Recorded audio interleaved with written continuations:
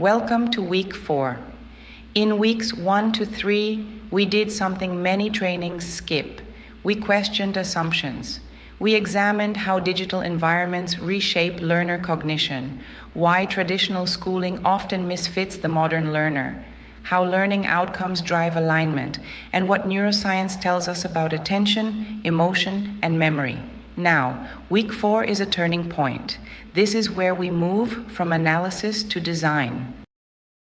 Core message: PBL is an architecture, not a method. This week introduces project-based learning, but not as a trend and not as doing projects.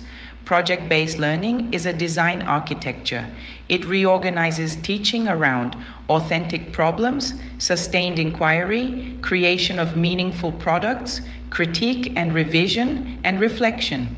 PBL is not an add-on at the end of a unit. It is the structure that makes learning active, relevant, and transferable.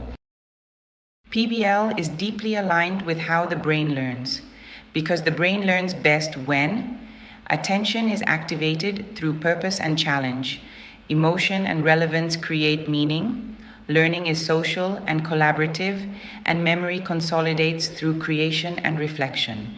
PBL naturally builds these conditions. It turns learners from passive recipients into active meaning makers. Industry and society, why PBL matches. Real demands. PBL is also aligned with the world learners are entering. Industry and society increasingly demand complex problem solving, teamwork and communication, digital production and multimodal expression, innovation and adaptability, and ethical judgment in AI-mediated contexts. Traditional assessment snapshots rarely show these skills.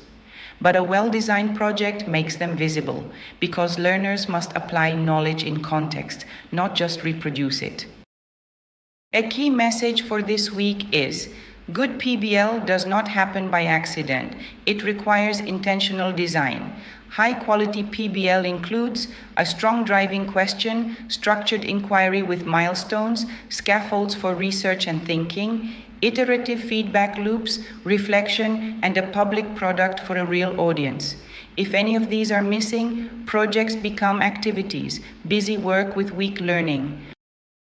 This week, you will practice designing a driving question that is open-ended, cognitively challenging, connected to a real context, and strong enough to require evidence, argument, or design.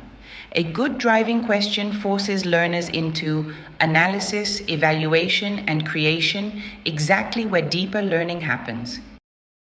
Digital and AI tools support the inquiry, not replace it.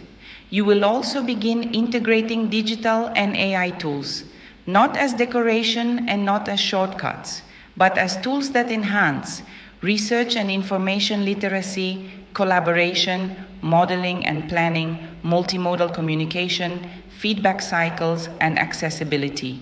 We will deepen AI integration later in weeks 7 to 12, but week 4 establishes the pedagogical logic. AI and digital tools serve inquiry, never replace it. Your task this week is to design a mini PBL unit for a course you teach.